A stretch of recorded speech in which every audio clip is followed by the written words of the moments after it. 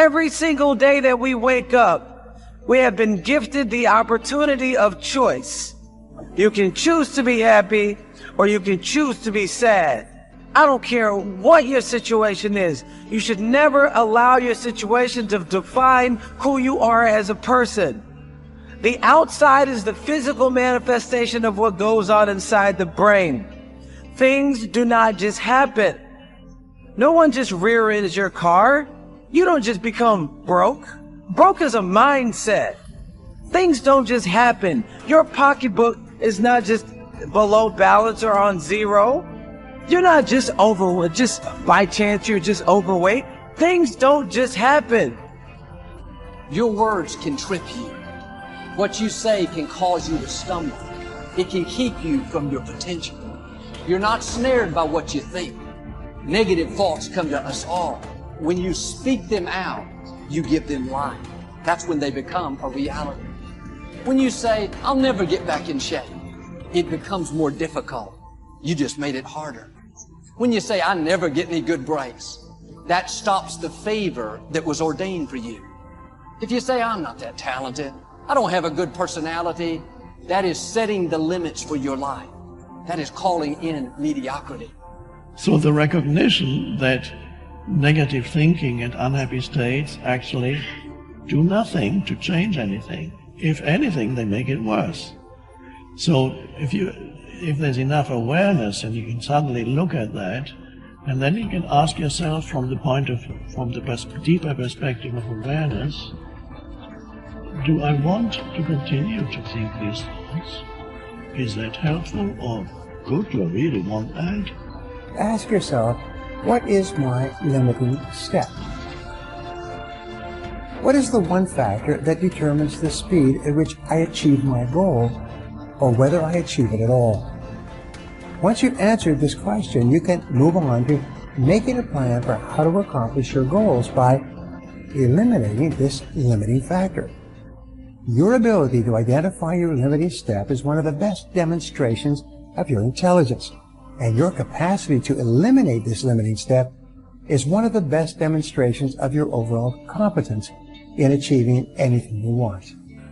It's our thoughts that are manifesting this world. Now you could say that's a spiritual thing, and now I say not only is it spiritual, now it is fundamental basic science of the universe. And it says then the thoughts are creative. Well, if the thoughts are creative, then who's having the thought? And you start to realize, I'm having the thought. Well, then the truth is simple. As Richard Conn Henry said, you are creating this world with your mental activity and your spirituality combined. And then all of a sudden it says, well, then if I'm creating the world, then my original belief that when things didn't go right, I was a victim. The universe wasn't supporting me. You know, it's like, oh, I try so hard and the universe is not giving me things. It turns 180 degrees around. And it basically says this: we are creating this world. And then I say your mind is creating this world. Although you cannot change conditions or circumstance, you don't have to let them control you.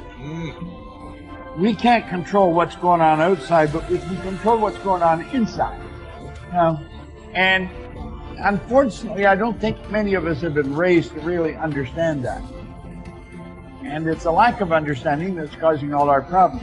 We are the only creature on the planet that's totally disoriented in our environment. All the little squirrels, the birds, all the animals are completely at home in their environment. They blend in. You and I are totally disoriented in our environment. We've been given the mental faculties to create our own environment. However, we go right through school and we've never learned that.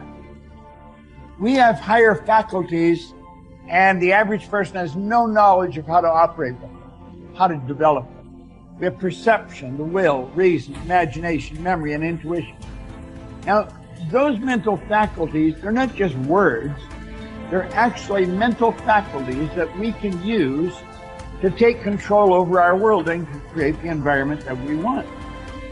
But unfortunately, we grow up, we don't know that. We've been raised to live through by what we see, hear, smell, taste, and touch. Our physical senses. And we've been raised to be controlled by what's going on outside. As little kids, will you listen to what I'm telling you? Will you look at this? You know, and so it's all outside. We get our report card, and that tells us what kind of student we are. But it really tells us where our mind was at for a few minutes 3 weeks ago. Got nothing to do with who we are.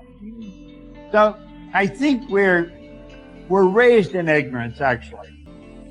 There's a very small percentage of the population that have a reasonably clear understanding of who they are and what they're capable of doing, but the ones that do are in the minority. People think that the purpose of memory is to remember the past, and that's not the purpose of memory.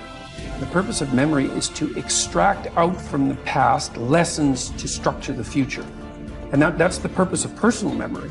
And so you're done with a memory when you've extracted out the information that you can use to guide yourself properly in the future. So if you have a traumatic memory, for example, that's really obsessing you, if you analyze that memory to the point where you figured out how you put yourself at risk and you can determine how you might avoid that in the future, then the emotion associated with that goes away. So memory has a very pragmatic function. And cultural memory is the same thing, is that we need to extract out stories from our past that structure our future. And we need that because, well, first of all, if you don't have a purpose, let's say, it isn't that your life becomes neutral in a meaningless sense. It's that your life becomes characterized by unbearable suffering, because the baseline condition of life is something like unbearable suffering. And what you have to set against that is a noble and worthwhile purpose. And hopefully your determination of that purpose is buttressed to some degree by the wisdom of the past, because you can't conjure something like that up on your own. And if you provide people with nobility of purpose, then they can tolerate the suffering of existence without becoming entirely corrupted by it. And cultures that don't do that, it isn't even so much that they die, it's that cultures that don't do that are dead. They're done. They don't have a story anymore. They don't have a call to adventure. And then everyone suffers stupidly as a consequence. It's a very bad thing. So Churchill made the same observation that many of the great psychologists and philosophers made in the early part of the 20th century. It's like, bring the story forward and propagate it and make it the most noble possible story. And then you motivate people to transcend themselves, which they need to do. So, yes, he's exactly right in his diagnosis. In order for us to become abundant, we have to overcome the old personality. And that's 95% of who we are, right? Yes.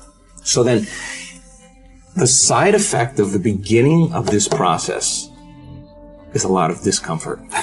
It is a lot of discomfort because you're stepping outside the known into the unknown, and now you can't predict. It's scary. No, you'd rather hold on to your lack. The pain, the suffering. Rather tell the story of that. At least it makes you feel something that's familiar. Mm-hmm. When you step outside and you're saying, I'm not going to complain about money any longer. I'm not going to complain about I don't have any. I'm not going to judge other people who do. I'm not going to say I can. I'm not worthy. It's never going to work. All those things got to go. I'm not going to feel lack. I'm not going to feel unworthy. I'm not going to feel separation. I'm not going to feel resentment. These are the things that are keeping my reality the same. Now it's no longer about abundance, about who you become. Mm-hmm. The most successful people are long-term thinkers. They look into the future as far as they can to determine the kind of people they want to become and the goals they want to achieve. They then come back to the present and determine the things that they will have to do or not do to achieve their desired futures. This practice of long-term thinking applies to work, career, marriage, relationships, money, and personal conduct. Successful people make sure that everything they do in the short term is consistent with where they want to end up in the long term. They practice self-discipline at all times. You see this willingness to sacrifice in people who spend many hours and even years preparing, studying, and upgrading their skills to make themselves more valuable so that they can have a better life in the future, rather than spending most of their time socializing and having fun in the present.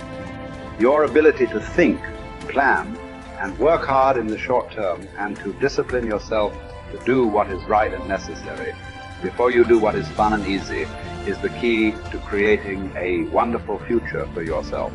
Your ability to think long term is a developed skill. As you get better at it, you become more able to predict with increasing accuracy. what is likely to happen to you in the future as the result of your actions in the present. This is a quality of the superior thinker.